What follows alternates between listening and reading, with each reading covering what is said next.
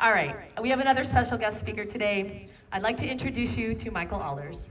Michael has also ridden the triple bypass twice for FSHD to raise money and awareness for FSHD. Michael has an incredible story to share. So we're going to do just like this. The microphone smells like a beer. Okay, it works. Okay, it works. Come on, Billy Joel fans, right? Yes. Good morning, everyone. You'll have to forgive me for being nervous. Beth does talk people into doing things. That's a fact. Don't deny it. But there's good news. Only 5 minutes of me before the food and fun begins. I have two stories to tell this morning. First is my sister Michelle's journey. She's the reason that I'm here today. And a prologue. My FSHD story is only beginning. First about my sister. She regrets she couldn't be here today. She's busy getting some kind of an infusion, like a avidity or something like that, you know. I guess it's important, maybe. So, Michelle received her diagnosis in her late 30s, and then her symptoms got severe in her early 40s. It began with tripping, then with winging. You know how it goes. Once an avid runner, she would do 10 miles a day. She described herself as a cardio addict who ran for mental health. But today, Michelle struggles to walk. And in the past, help was hard to come by, but now she's surrounded by a loving and supportive family. And she is positive beyond my comprehension. I'm kind of a pessimist, and it's a valuable lesson I'm trying to learn. And I think that applies to many of us. So, I joined this cause when Michelle and I healed decades of estrangement. At our reunion, the very first thing she did was feel at my scapulae. Tim Holenbeck coined the term the FSHD frisk when he interviewed us. So she frisked me. She said she was relieved. She explained my shoulder blades were normal. You don't have it, she said. Then came the hugs. So, a little more context. Since 2018, I've been passionately engaged in the cycling event called Triple Bypass, which George has done, Kurt has done, Beth mentioned earlier. It's 120 miles from Evergreen to Avon, 11,000 feet of climbing, crossing Juniper, Loveland, and Vale Passes. It's been my race, an individual time trial across the mountains. Starting in 2023, Michelle and I set to using it as a fundraiser for the FSHD Society. The fundraising has been great, but it was rough on me this year. But I'll get back to that. You have to understand this first.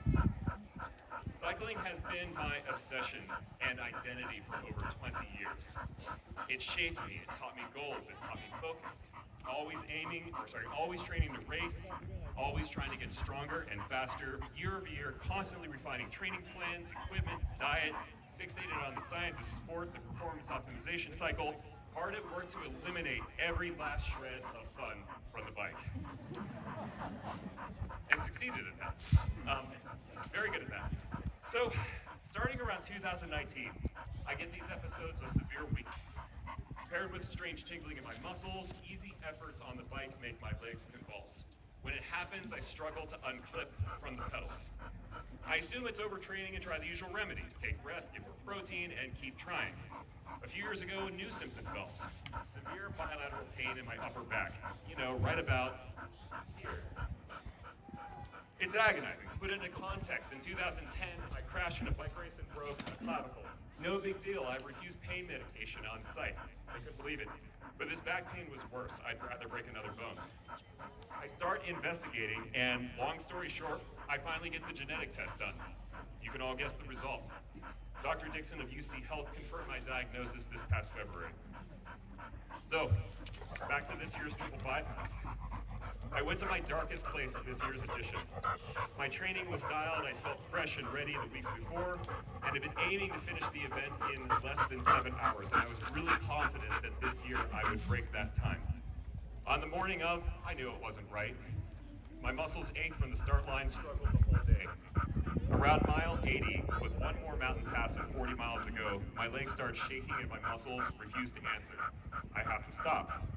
Unable to get detached from the bike, I lean on a wall and I realize change is here. I'm not gonna get stronger and faster. Not anymore. When I make it to the next rest stop at Copper, where my wife Heather, who's up there, everyone wave hello, hey, and my sister was waiting for me.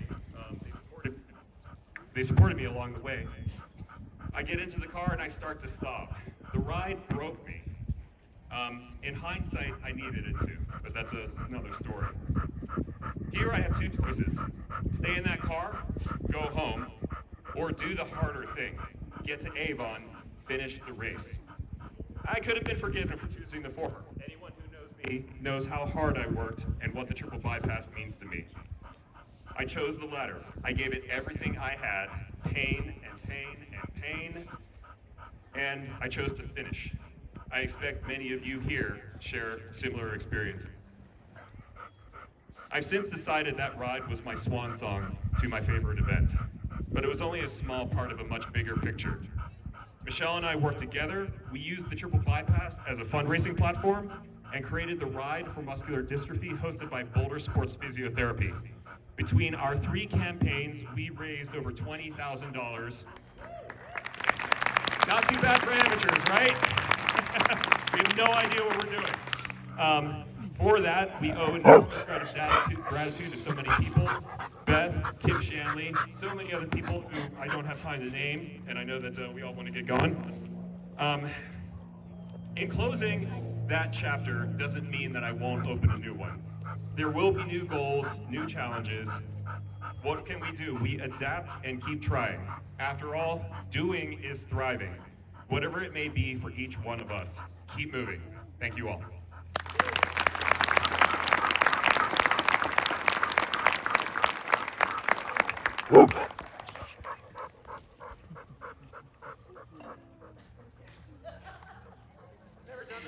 He'll never speak to me again for making it do that. Thanks for getting him out here, Heather. Oh, good Lord.